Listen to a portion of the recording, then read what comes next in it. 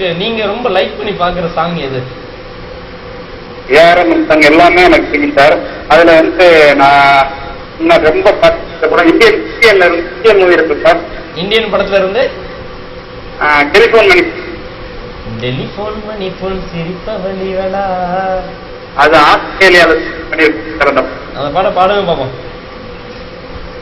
நீங்க பாருங்க சார், நீங்க பாடம் தான் நல்லா இருக்கு பாருங்க. நான் தெரியல, வேற படம் சொல்லுங்க பாரு. அந்த பாட்டு தெரியலையே, தெரிஞ்சாதான் பாடிடுவேனே. ஓகே, நான் பாடுறேன் கேளுங்க. ரெடி.